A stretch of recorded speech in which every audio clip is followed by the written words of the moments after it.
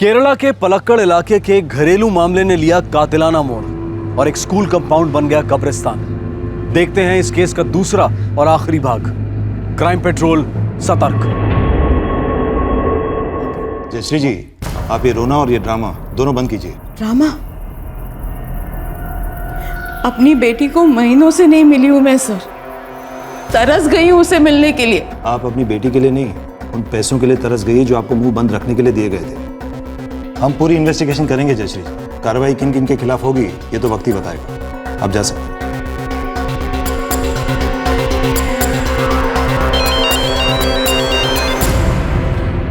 Jain sir. Jain Raghunath. Ajit Matai का नाम सुना है? त्रिवेणी इंग्लिश हाई स्कूल के मालिक। अजीत एटन को कौन नहीं जानता, बहुत इज्जतदार आदमी है सर। एक सेंसिटिव केस है।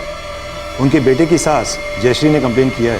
हमारे पुलिस स्टेशन भी आई थी। Take up the matter before it is too late. और हाँ, बहुत होशियारी से काम करना होगा। Order sir.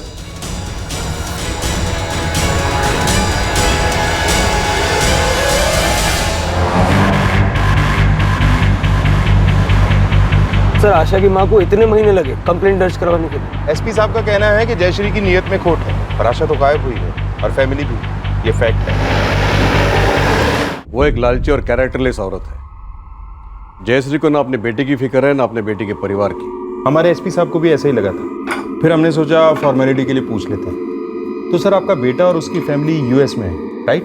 देखिए, मैं आपसे कुछ छुपाऊंगा नहीं, लेकिन ये मेरा घरेलू मामला है। Of course sir, of course. मैं हमारे बेटे अमर और आशा की शादी के खिलाफ था पहले से ही।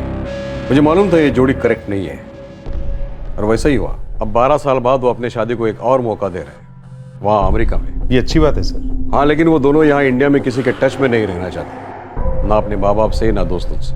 अमर मुझे पब्लिक फोन से कांटेक्ट करता है, वो भी कई हफ्तों में एक आध बार। मैं भी जोर नहीं देता, सेटल होने दो, और फिर इन चीज़ों को टाइम तो लगता ही है। जी अजीत एटन, तो कब माइग्रेट हुई यूएस? मार्च के बिगिनिंग में गए थे, अब मई एंड है, 3 महीने हुए हैं। अब पता नहीं है जयश्री इतना हंगामा क्यों कर रही है। आई एम श्योर पैसों की बात की होगी उसने। जी सर, कुछ कह तो रही थी एसपी साहब से। वो जयश्री मेरी बहू आशा से बराबर पैसे लेती थी। अब आशा यूएस गई है तो मैंने एक आध बार उसकी मदद की, लेकिन जब वो अनरीजनेबल होने लगी तो मैंने देना बंद कर दिया। तो ये बवाल कर दिया उसने। Frustrated woman.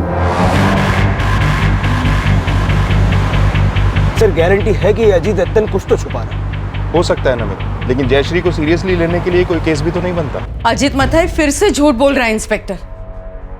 आपसे कहा वो लोग मार्च में अमेरिका गए, है ना? पर इंस्पेक्टर, मैं अपनी बेटी को जनवरी से नहीं मिली हूं। एक बार भी उसका फोन नहीं आया मुझे। इसके पहले तो हर 2 दिन में एक बार फोन आया करता था, और संडे को मास के बाद आशा बच्चों को लेकर यहीं आ जाती थी। अमर और आशा के बीच में क्या प्रॉब्लम थी? देखिए जयश्री जी, आप भी कोई सत्यवादी तो है नहीं। फिर अजीत एटन को झूठा किस हिसाब से बोल रही हैं?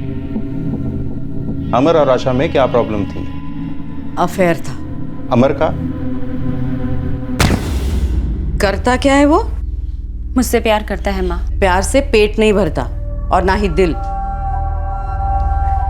कांस्टेबल है पुलिस में। क्या? अरे कम से कम एक ऑफिसर तो चुना होता। यहाँ तो तेरे लेने के देने पड़ जाएंगे। सुन, ज्यादा इन्वॉल्व मत होना। माँ, तुम हर चीज पैसों से क्यों तोलती हो? मैं अमर के साथ नहीं रहना चाहती। तो फिर कभी पकड़ी भी मत जाना। मैं और अमर एक दूसरे से पूरी तरह से थक चुके हैं। उसका भी कहीं बाहर अफेयर चल रहा है, लेकिन मुझे इससे कोई फर्क नहीं पड़ता। मैं उसके साथ बिल्कुल नहीं रह सकती अम्मा। मैं बालाराम के साथ रहना चाहती हूँ। कम से कम उसका स्टेटस तो देखा होता। अरे तुम्हारे स्टेटस के सामने कुछ भी नहीं है। पर मैं उससे प्यार करती हूँ माँ। तू अच्छी तरह से जानती है आशा, सिर्फ प्यार से जिंदगी नहीं जी जा सकती। अच्छी जिंदगी के लिए पैसे चाहिए होते हैं। तुझे बालाराम के साथ ही जाना है ना, तो जा, पर खाली हाथ नहीं। तो आप ना सिर्फ अपनी बेटी को अफेयर के लिए उकसा रही थी, बल्कि उसे अपने पति से पैसे निकलवाने की सलाह भी दे रही थी। मेरी बेटी अपने पति से खुश नहीं थी इंस्पेक्टर, और मैं अच्छी तरह से जानती हूँ ऐसे इंसान के साथ जीना क्या होता है जो अपने पत्नी को खुश भी ना रख सके।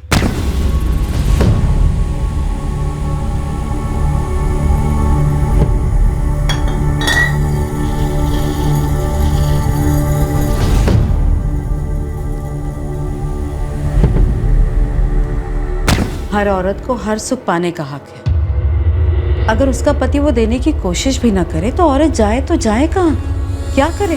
ये बालाराम कौन है? क्या आप उससे कभी मिली हैं? जी नहीं।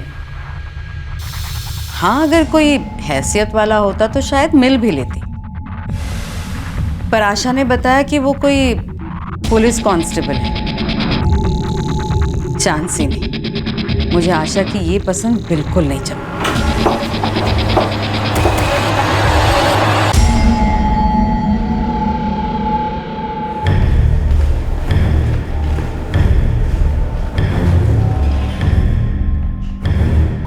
सर, जयश्री ठीक कह रही थी। आशा का लास्ट कॉल जयश्री के नंबर पर जनवरी में था, तब से नंबर स्विच ऑफ है। अमर का फोन मार्च से स्विच ऑफ है। और ये अजीत मथाई को अमेरिका से अमर के फोन कॉल्स जो वो अलग अलग लैंडलाइन से करता है? एक भी एशिया कॉल रिकॉर्ड्स में नहीं दिखा रहा सर। ना ही अजीत मथाई के सेल पर, ना उसकी पत्नी भाग्या मथाई के सेल पर, ना ही घर के लैंडलाइन पर और ना ही स्कूल के लैंडलाइन पर। और ये कांस्टेबल बालाराम नाम भी? जनवरी तक बालाराम और आशा के बीच में सैकड़ों कॉल्स हुई हैं सर। कौन से पुलिस स्टेशन से जुड़ा है? नेलूपट्टन पुलिस स्टेशन से मैंने बात की वहाँ। कांस्टेबल बलराम नंबी 16 साल से यही सर्विस में था। 4 जनवरी को उसने अपना इस्तीफा दे दिया। क्या इस्तीफा दे दिया? करेक्ट। मैंने कारण पूछा लेकिन कुछ बोला नहीं। मैंने सजेस्ट भी किया कि भाई लीव विदाउट पे ले लो। गवर्नमेंट का 16 साल का सर्विस कोई ऐसे ही छोड़ता है बोला, लेकिन नहीं माना। सर, एक और खिलाड़ी है, थल्लारी। कौन है थल्लारी? अमर का ड्राइवर, अजीत मथाई का वफादार नौकर। मार्च में अमर के फोन से लास्ट कॉल इस थल्लारी को किया गया।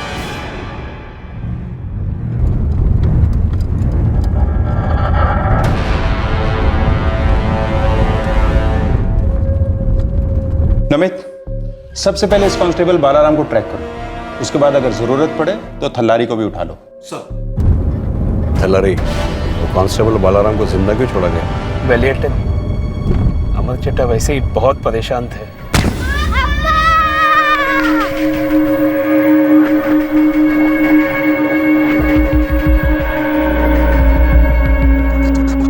हमारी डील हुई थी माधव जी कि आकृति और अतुल को आप संभालेंगे, बदले में स्कूल आपका। मैं मानता हूँ, लेकिन मैं उन्हें जबरदस्ती अपने साथ नहीं रख सकता। वो बार बार अपनी अम्मा के बारे में पूछते हैं। अगर ये बात पुलिस को पता चली तो पहले मैं अंदर जाऊंगा, फिर तुम।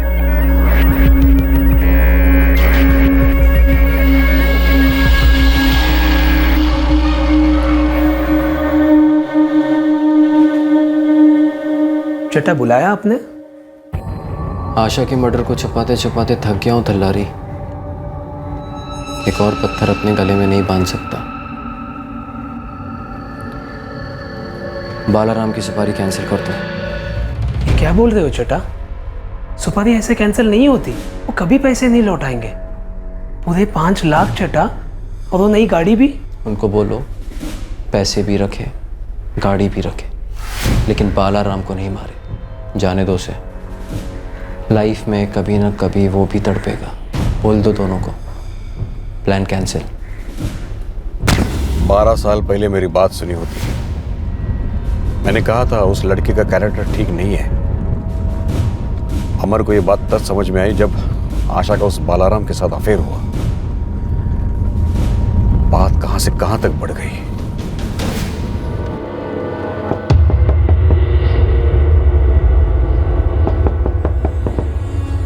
बालाराम, महनपत्तम के इंस्पेक्टर साहब तुमको ढूंढ रहे हैं। मुझे क्यों? मुझे तो सर्विस छोड़े हुए 6 महीने हो गए। आशा मथाई का केस है, ऑफिसर तुमसे मिलना चाहते हैं। इस केस में कई झूठ कई कारणों के लिए बोले जा रहे थे और झूठ के सहारे कई मर्डर्स छुपाए भी जा रहे थे। क्या बालाराम ऐसा कुछ जानता था जो इस केस के सारे गड़े मुर्दे उखाड़ निकालता, या फिर बालाराम कुछ और छुपाने की कोशिश कर रहा था?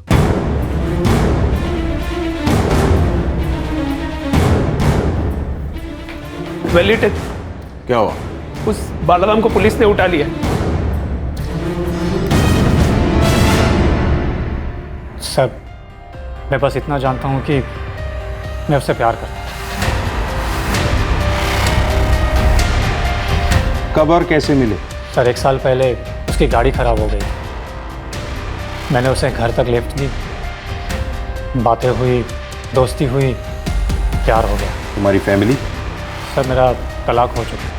एक बच्ची है, वो एक्स वाइफ के साथ रह रही है। सर आशा भी अमर के साथ खुश नहीं थी। और जब अमर को तुम दोनों के बारे में पता चला, वो उससे भी ज़्यादा नाराज़ हो। उसे मारा पीटा सर, फिर भी आशा ने पैसों का इंतज़ाम किया।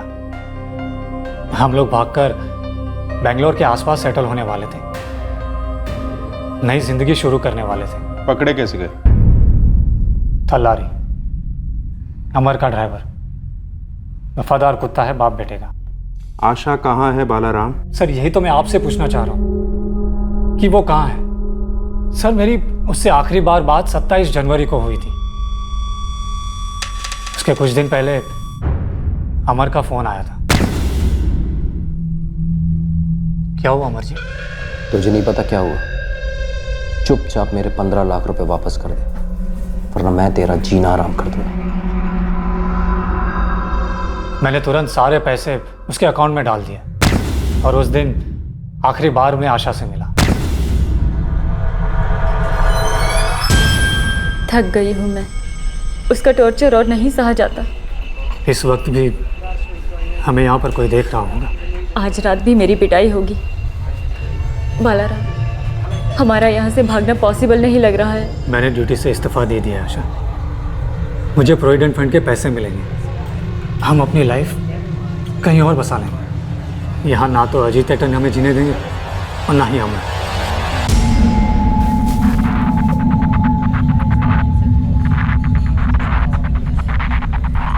सर उस दिन से उसका सेल ऑफ ही रहा। मैंने कई कोशिशें की, मानो जैसे गायब ही हो गई।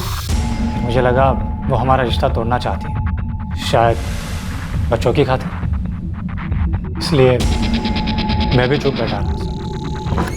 सर एक मिनट सर, एक सॉलिड लीड मिली। 30 जनवरी को अमर मथाई ने पूरी स्कूल की प्रॉपर्टी प्रिंसिपल माधव वर्गीस के नाम कर दी। क्या पागल हो गया था क्या? और उसी दिन से अमर के दोनों बच्चे आकृति और अतुल वर्गीस के घर रहने लगे। मेरी एक स्कूल टीचर से बात हुई। काफ़ी अजीब लगा जब मैंने वो पेपर्स प्रिंसिपल साहब के टेबल पर देखे। अजीत एटन ने इतनी मेहनत से स्कूल को बनाया और उसके बेटे ने ऐसे ही सब कुछ प्रिंसिपल साहब के नाम कर दिया। ऐसा उसने क्यों किया है? वही तो अचरज की बात है। उसने अपने बच्चों को भी प्रिंसिपल साहब के पास रहने के लिए भेज दिया। कोई कह रहा था कि प्रिंसिपल साहब गोद लेने वाले उन बच्चों को। मतलब क्या हो रहा था कुछ समझ में नहीं आ रहा। और वो आशा, वो कहाँ चली गई? उसको तो मानो धरती निकल गई, नामो निशान तक नहीं है उसका। पिछले जनवरी से किसी को दिखी नहीं। कुछ तो अजीब हुआ है ना। मुझे लगता है उस आशा को वाकई में ज़मीन निकल गई। उस प्रिंसिपल को उठवाओ।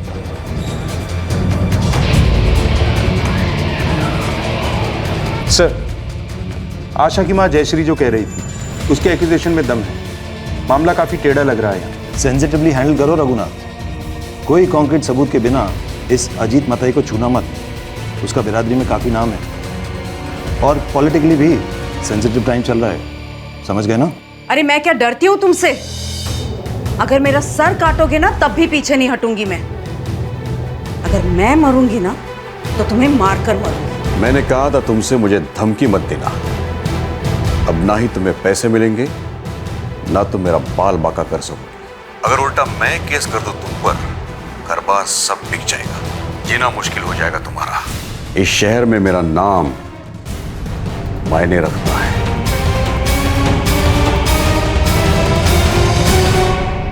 अमर अपनी फैमिली के साथ अमेरिका शिफ्ट हो रहा था, इसलिए उसने अपना पूरा स्कूल आपके नाम कर दिया। श्योर?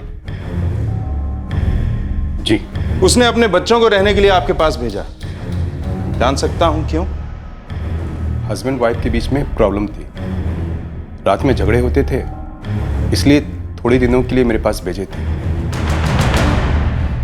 उसमें कोई प्रॉब्लम है? प्रॉब्लम एक ही है सर जी, कि आप सरासर झूठ बोल रहे हैं। आपकी जबान और आपके चेहरे में कोई तालमेल नहीं, और खुदा ना खास्ता कहीं यह साबित हुआ कि किसी भी जुर्म में तुम्हारा मेल है, तुम्हें जानकारी है और तुम जानबूझकर छुपा रहे हो, तो सोच लो प्रिंसिपल माधव वर्गीस 4-6 साल जेल के बाद कौन सा स्कूल तुम्हें नौकरी देगा? ये प्रिंसिपल गिरी तो भूल ही जाओ। अमर सर ने मेरे सामने कबूल कर दिया क्या? कि उन्होंने आशा को मार डाला। मैं कोल्ड ब्लडेड मर्डर छुपा रहे। मुझे डर लग रहा था। अमर और बच्चे कहाँ हैं? मुझे नहीं पता सर। मार्च के बाद ना तो मैंने अमर को देखा, ना ही बच्चों को। अजीत एटन जानते हैं कि अमर ने आशा का कत्ल किया है? आशा की लाश हमारे स्कूल के कंपाउंड में दफन है। उस अजीत एटन ने ही ये आइडिया दिया था अमर को। खल्लरी को सारी कहानी पता है। वो अजीत एटन के लिए जान दे भी सकता है और ले भी सकता है।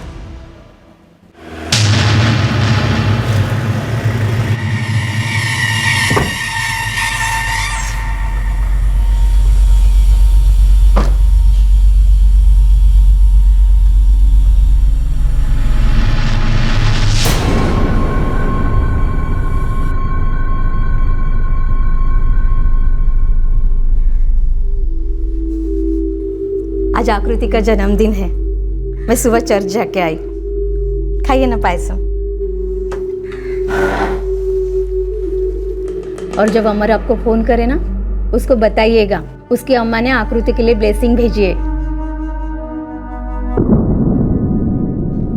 क्या हुआ बताइए ना। अमर को 12 साल पहले मेरी बात माननी चाहिए थी। आशा उसके लिए गलत थी। बच्चे कहाँ हैं? कहाँ है बच्चे? मेरे अतुल और आकृति कहाँ है? बताइए ना कहाँ है मेरे बच्चे?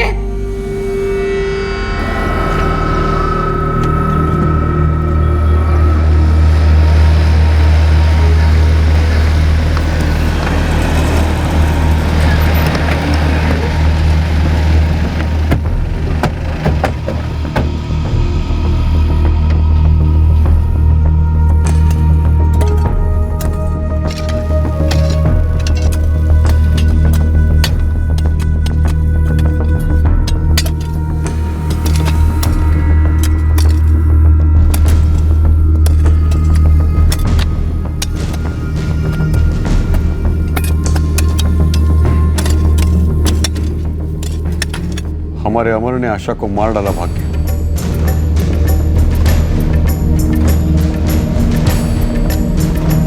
आकृति, अतुल,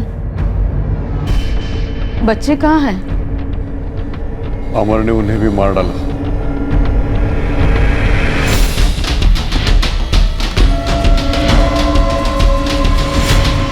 ये अमर और आशा के बच्चे हैं ना?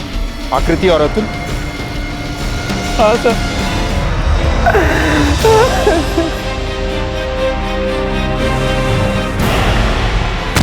उस रात अमर ने मुझे फोन किया था। तो आपने अमर से क्या कहा? क्या कहता? हमारे प्रतिष्ठा का सवाल था।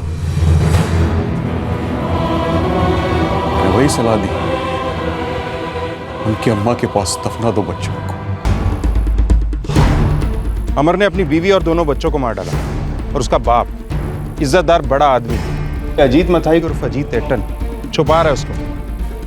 बता कहाँ छुपा है अमर? कहाँ छुपा रखा है तेरे मालिक ने उस सर फिरे अमर को? साहब एक और। आशा और उसके दोनों बच्चों आकृति और अतुल के कंकाल पुलिस ने खोद निकाले थे। उनके कत्ल की कहानी काफी स्पष्ट रूप से सामने आई थी, पर यह चौथा कंकाल किसका था? अमर का। लेकिन अगर अमर ने आशा और दोनों बच्चों को मार डाला था तो अमर का कत्ल किसने किया था? कहाँ छुप कर बैठा है वो हैवान? अमर जैसा बच्चा पैदा ही क्यों हुआ मेरी कोख से?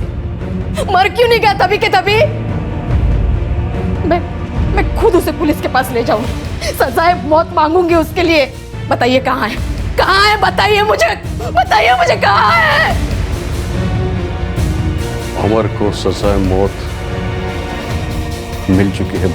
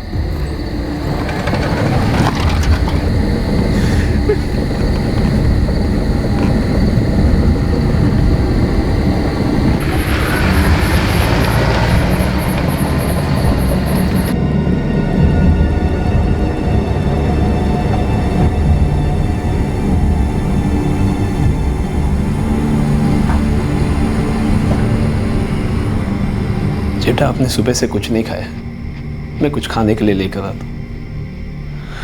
बैठिए जेठा।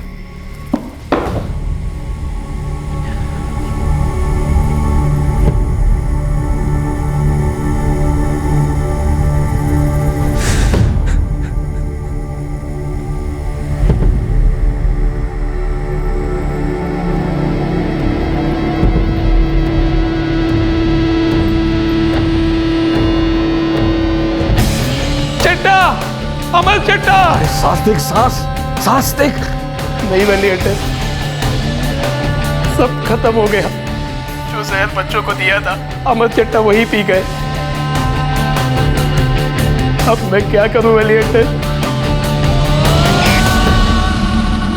मैंने थलारी से कहा अमर को भी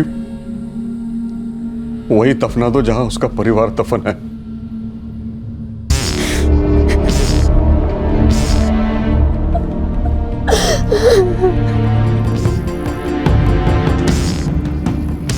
इंस्पेक्टर साहब, मैंने वही किया जो वली अटल और अमर चट्टा ने बोला। वो जो बोलते मैं करता हूँ साहब। उनके बहुत एहसान है मुझ पर। ये जिंदगी उन्हीं की दी हुई है साहब। नमित, पूरा ग्राउंड खुदवा दो। पता नहीं कितने और मुर्दे गड़े हैं यहाँ।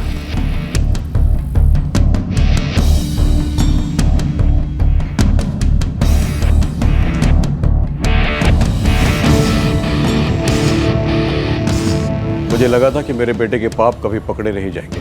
पाप का हिसाब तो ऊपर वाला करता है, हम तो बस जुर्मों का बही खाता संभालते हैं। और तुम्हारे खाते में जुर्म को छुपाने का जुर्म दर्ज है। मैंने सिर्फ अपने परिवार और स्कूल की प्रतिष्ठा को बरकरार रखना चाहा। झूठी प्रतिष्ठा और अहंकार दरअसल निशानियां हैं बेवकूफ़ी की अटन। और एक बेवकूफ़ी सोच सकता है कि छुपाने से गड़े मुर्दे बाहर नहीं आते।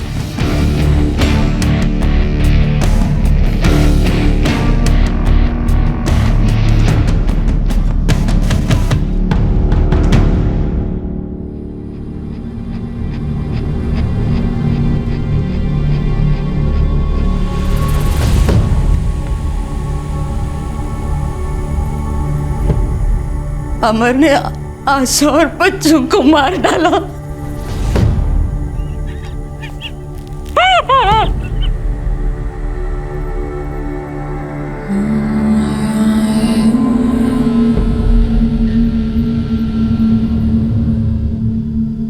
पुलिस ने अजीत और थल्लारी को आईपीसी की धारा 302 के तहत हत्या के लिए, धारा 120 बी के तहत षड्यंत्र रचने के लिए और धारा 201 के तहत सबूत मिटाने के लिए बुक किया है। प्रिंसिपल माधव वर्गीस को आईपीसी की धारा 202 के तहत पुलिस को आरोपी के बारे में खबर ना देने के लिए बुक किया गया है। कांस्टेबल बालाराम नाम्बी की सुपारी उठाने वाले दोनों सुपारी किलर्स को भी पकड़ लिया गया है। आज का ये केस बेवफाई और झूठी प्रतिष्ठा का एक खतरनाक मिश्रण था। अमर और आशा का रिश्ता वक्त का इम्तिहान पास नहीं कर पाया। कई शादियां एक अच्छे रिश्ते में तब्दील नहीं हो पाती हैं, बीच रास्ते में ही दम तोड़ देती हैं। अक्सर अलग होना ही सबसे सही विकल्प होता है। लेकिन अमर ने वो लाशें क्यों बिछाई, और उन दो मासूम बच्चों की भी जिन्होंने अभी तक ठीक से दुनिया भी नहीं देखी थी? क्या सिर्फ आशा का बेवफा होना वजह थी जिसकी वजह से अमर आग बबूला हो गया था, या अमर खुद मर्दानगी की झूठी प्रतिष्ठा का शिकार था? क्या आशा को सिर्फ इसलिए मार दिया गया क्योंकि उसने पराये मर्द के साथ प्रेम किया था, या फिर उसका अपना पैसों का लालच भी था जिसने उसके कफन में आखिरी कील ठोकी? हम तलाक या अलग होने की हिमायत कतई नहीं कर रहे हैं। हम सिर्फ जोर दे रहे हैं जिम्मेदार चॉइसेस पर, ऐसी चॉइसेस जो अपनी जिंदगी को बेहतर बनाने की फिराक में दूसरे की जिंदगी बर्बाद नहीं करती। और जहां तक अजीत मथाई का सवाल है, उनकी सारी समाज सेवा, उनके द्वारा की गई लोगों की मदद, इस सब के बावजूद उन्होंने एक मूलभूत सच्चाई को नजरअंदाज किया कि जुर्म कभी छुपाया नहीं जा सकता। हमने किया हो या हमें उसके होने की जानकारी हो, जुर्म और हम हमेशा पकड़े जाएंगे, हमेशा। हमारे आज के एपिसोड का दूसरा केस ऐसा है जहां सीने में सुलग रही अपमान की आग में एक जिंदगी झुलस गई। एक ऐसा रहस्यमय केस जिसे सॉल्व होने में पूरे 2 साल लगे।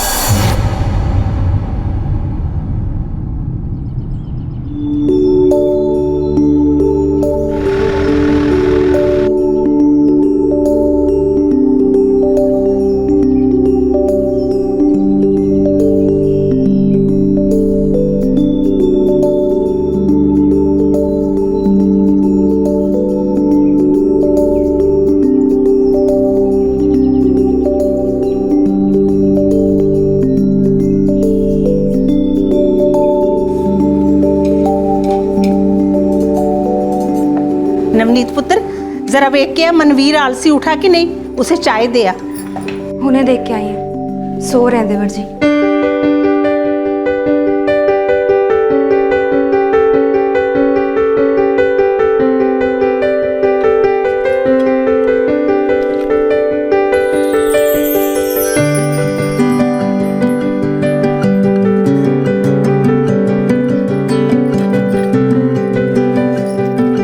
ਤੁਹਾਡਾ ਡੱਬਾ ਹੈਲੋ। सत श्रीकाल जी पापा जी। सत श्रीकाल पुत्र जी। फैक्ट्री जा रहा हूँ, मनवीर उठ जाए तो उससे कहना कि देवेंद्र जी के होटल अंडे पहुँचा दे। हाँ मैं उसे दस दूंगा पुत्र जी, पर उसमें तू भी तो कुछ कहा कर। 25 साल का हो गया है, सोया पड़ा रहता है। अरे कुछ काम दाम करे है, मैं घूमता रहता है। समझाता हूँ पापा जी, पर वो समझे तब ना। आप मैं बीजी सब बोल बोल के थक गए, अब रहने दो, वक्त आते खुद समझ जाएगा। और तुझे चिंता ना करो, अब मैं चलता पापा जी। जिंदा रहे पुत्र। ओए मनवीर, ओए खोते दे पुत्र, कब उठेगा? उठ गया बाबूजी।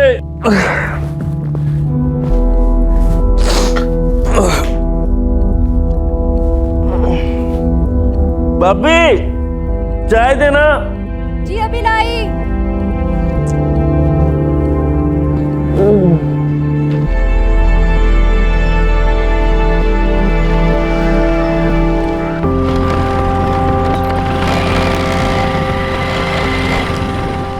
ओए कुलजीत, आज फिर देर कर दी तूने।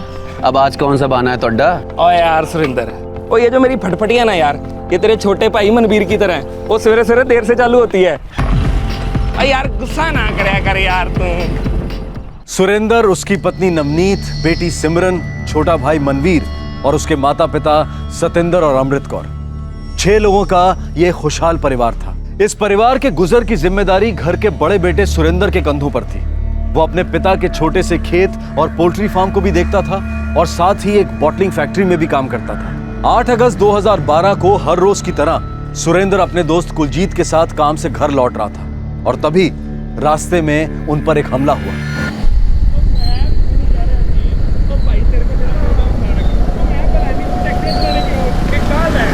तू टैक्सी चलाने क्यों बोला?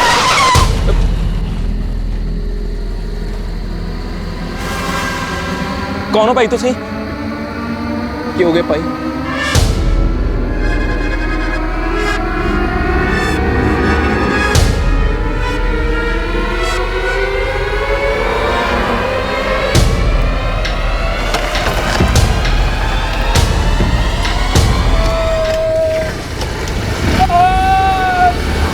कुलजीत को भी कुछ चोटें आई थी, लेकिन फिर भी वो पास के गांव से मदद लाने में सफल रहा। कुलजीत ने तुरंत सुरेंद्र के घर वालों को इस बात की खबर दी और गांव वालों ने फौरन सुरेंद्र को एम्बुलेंस में अस्पताल पहुंचाया।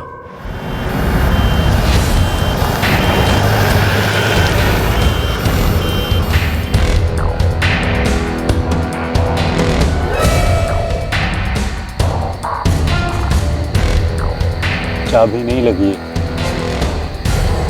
और परमजीत हाथ ना लगा, पुलिस आने वाली है। पुलिस नो आंदे। उस बेचारे को तो हमने हॉस्पिटल भेज दिया है, बाकी पुलिस अपना काम खुद करेगी।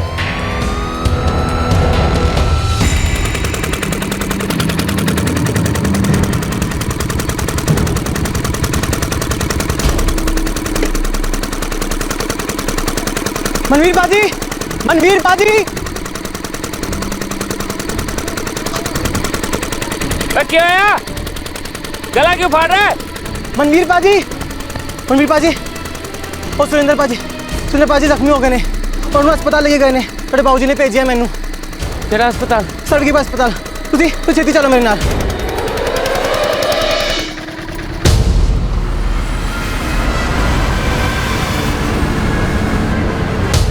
सर जी, सवेनपुर लिंक रोड के पास हुआ जी ये सब।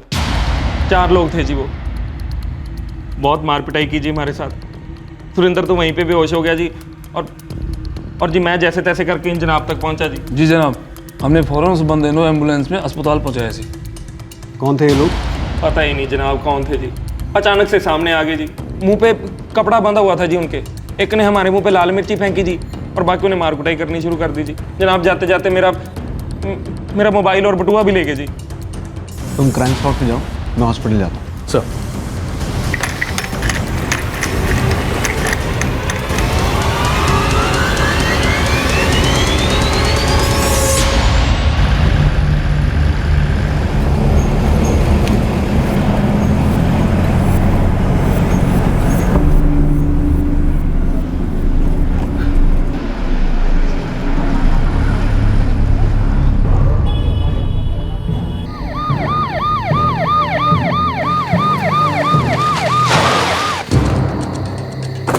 कालरा उधर देखो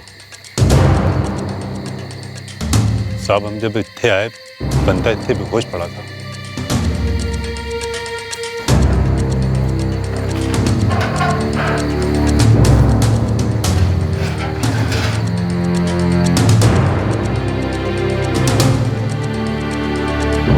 सर, यहाँ एक सलिया पड़ा हुआ है।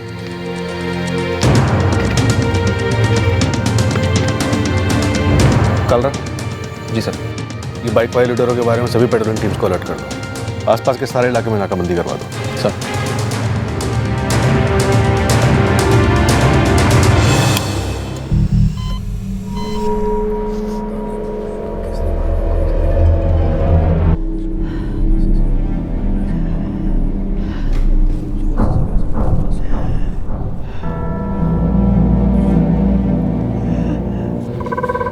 जी क्या हुआ सुरेंद्र पाजी को? उन्हें ऑपरेशन वास्ते अंदर लेके गए। लेकिन हुआ क्या उन्हें? उन्हें फेल हो गया। हाँ, लेके आए थे। सुरेंद्र के सर पे किसी ने सरिया से मारा है, बहुत खून बह रहा था। प्राजी के साथ कुलजीत भी तो था, वो किथे? पुत्र वो पुलिस ने नाल। कुलजीत, ये सब कैसे हो गया? तो यार वो सब मैं बताता हूँ, तू पहले ये बता सुरेंद्र कैसा है? ऑपरेशन चल रहा है सर जी, डॉक्टर कह रहे थे कि खून बहुत बह चुका है। हाय रब्बा। जी कर मत करो, वाहिगुरु सब ठीक कर देगा।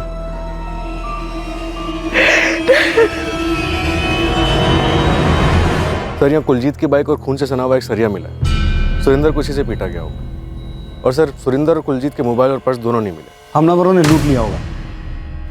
गांव वालों में से किसी को कुछ पता है? नहीं सर, किसी ने भी हमलावरों को या फिर हमला होते हुए नहीं देखा। वैसे मैंने पेट्रोलिंग टीम को अलर्ट कर दिया। गुड। इसका मतलब किसी ने हमलावरों को नहीं देखा सिवाय कुलजीत के। सर जी, सुरेंद्र और मैं एक बोतल फैक्ट्री में काम करते हैं जी। कहाँ? यहीं सुवेणपुर लिंक रोड के पास। हम दोनों मेरी बाइक पर रोजाना उसी रास्ते से आते जाते हैं जी। उन लोगों ने तुम्हें रोका कैसे? पता नहीं जनाब, अचानक से सामने आ गए जी। चलान क्यों बोला? एक ने हमारी आंखों में लाल मिर्ची फेंकी और सारे ने मिलकर हमें मारना शुरू कर दिया जी। सुरेंद्र उन लोगों के साथ हाथापाई कर रहा था जो उसको इतना मारा? पता नहीं सर जी, मेरी तो आंखें बहुत ज़्यादा जल रही थी जी, दिखाई कुछ नहीं दे रहा था जी।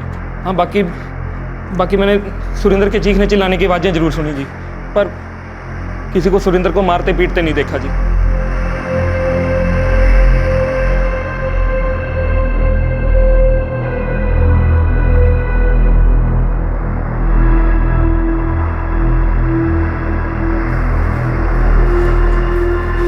डॉक्टर साहब, कैसा है मेरा पुत्र? हालत बहुत ही नाजुक है। क्या हम प्राजी से जाके मिल सकते एक बार? नहीं, वो कोमा में है। कल उन्हें आईसीयू में शिफ्ट किया जाएगा, तब आप उन्हें देख सकते हैं। डॉक्टर, चोटें कहाँ आई हैं? सिर पे ही मारा गया है, हेमरेज हुआ है और सिर पे बहुत गहरा फ्रैक्चर है। मेरा पुत्र। Excuse me. लगता है सुरेंद्र को मारने की कोशिश हुई है। ये क्या कह रहे हो तुसी? हाँ, वरना मोबाइल और बटुआ लूटने के इरादे से कोई लोहे के सरिये से इतना क्यों मारेगा? और जैसा तुमने बताया, उससे तो यही लगता है ये अटैक प्लान था।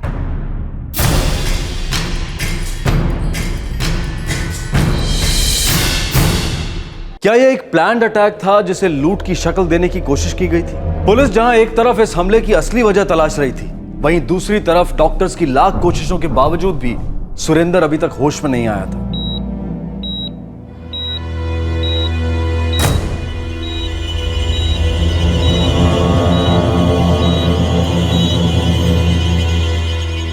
राजी नाल जिन्ने भी ये कितना ना भाजी, मैं उन्होंने नहीं छड़ना। मैंने तो समझ ही नहीं आ रहा कौन दुश्मन हो सकता है। सुरेंद्र था। रब दी सौं सर जी, उनके चेहरे नकाब से ढके हुए थे जी, मैं किसी का चेहरा देख ही नहीं सका। और बाबा जी, कहीं ये कुलजीत ने तो नहीं करा है?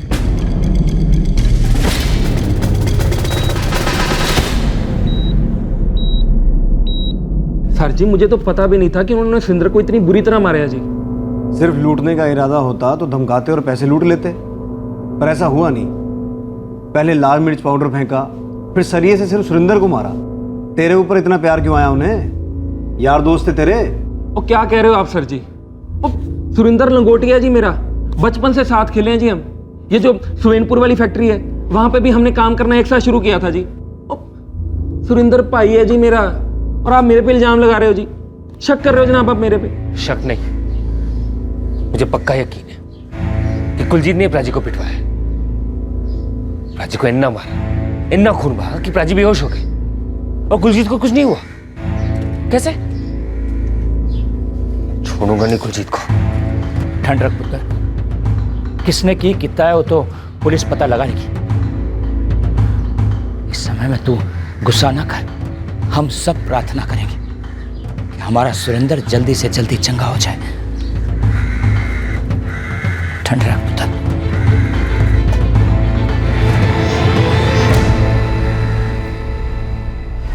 कुलजीते, संभल के जाना, जमाना बहुत खराब है, कहीं कोई भी हमला कर सकता है। ध्यान रखिए अपना।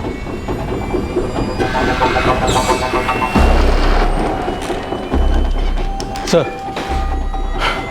सभी पेट्रोलिंग टीम से बात करें, पर उन चारों हमलावरों को कोई क्लू नहीं मिला। जहां हमला हुआ था उसके आसपास के सभी इलाकों में नाकाबंदी करी, लेकिन कोई रिजल्ट नहीं मिला। कैसे मिलेगा बस्सी? ना बाइक का नंबर है, ना किसी सस्पेक्ट का हुलिया, और एक ही बंदे ने सब देखा है। और देखा भी कहाँ, उसकी आंखों में तो मिर्ची लगी थी। सर, मुझे लगता है कुलजीत हमारी आंखों में धूल झोंक रहा है। वैसे भी इसकी स्टोरी हजम नहीं हो रही, कहीं कुछ तो गड़बड़ है। अब ये तो सुरेंद्र ही बताएगा कि कुलजीत सच बोल रहा है या झूठ।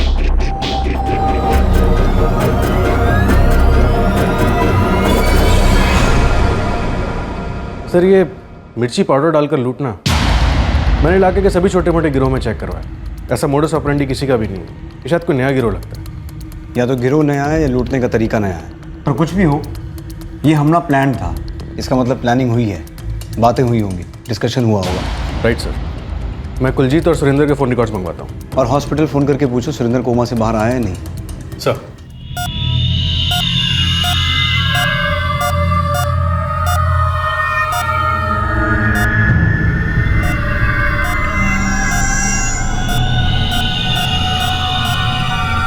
डॉक्टर, क्या हुआ इन्हें?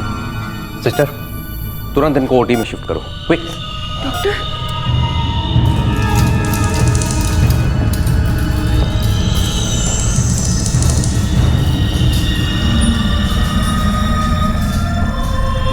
हेलो बीजी।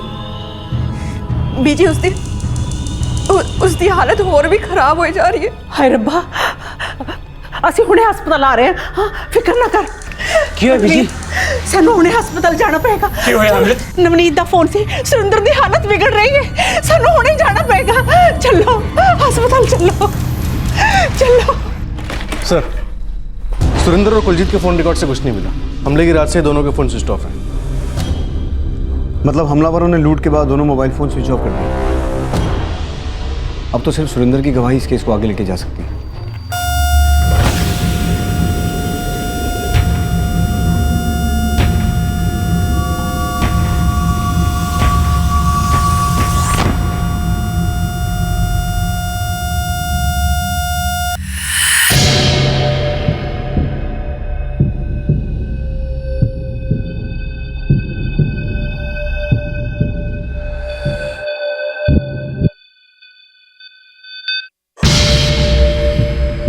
डॉक्टर साहब, राजी ठीक है ना? सॉरी, हम उन्हें बचा नहीं सके।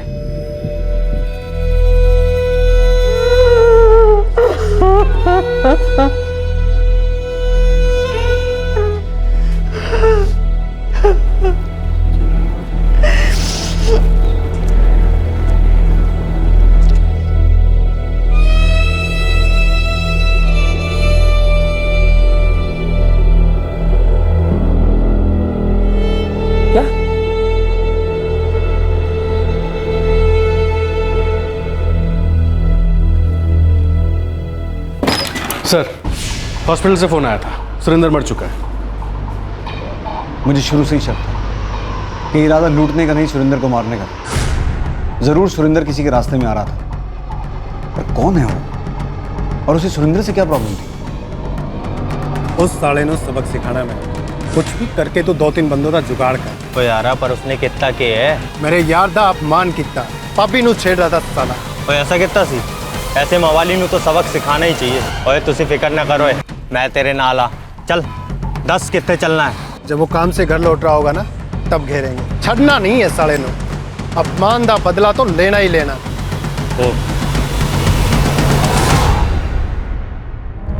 सुरेंद्र हर लिहाज से एक सीधा साधा अपने काम से काम रखने वाला इंसान नजर आ रहा था, लेकिन जिस तरह से इस हमले को एग्जीक्यूट किया गया था, पुलिस को शुरू से ही इस वारदात में साजिश की बू आ रही थी। क्या यह हमला सुरेंद्र की जान लेने के इरादे से ही किया गया था, या फिर हमलावरों से कोई चूक हुई थी? निशाना कोई और था और शिकार कोई और बन गया। पुलिस के लिए इस केस को सॉल्व करना कठिन था। सुरेंद्र की हत्या के उन 4 गुनहगारों को पकड़ने में पुलिस को काफी वक्त लगा, लगभग 2 साल। और 2 साल बाद जब इस केस का सच सामने आया तो वो बहुत ही चौंका देने वाला था। अपमान की इस रहस्यमय दास्तां का दूसरा और आखिरी भाग हम आपको दिखाएंगे कल रात 11 बजे। आपसे फिर मुलाकात होगी क्राइम पेट्रोल सतर्क में। तब तक अपना ख्याल रखें, सुरक्षित रहें और याद रखें, किसी को पढ़ाना लिखाना सबसे बड़ा दान है। सही वक्त, सही कदम, सतर्क रहें। जय हिंद। इस तरह के और भी एपिसोड देखने के लिए हमारे चैनल को सब्सक्राइब करें और बेल आइकन दबाना ना भूलें।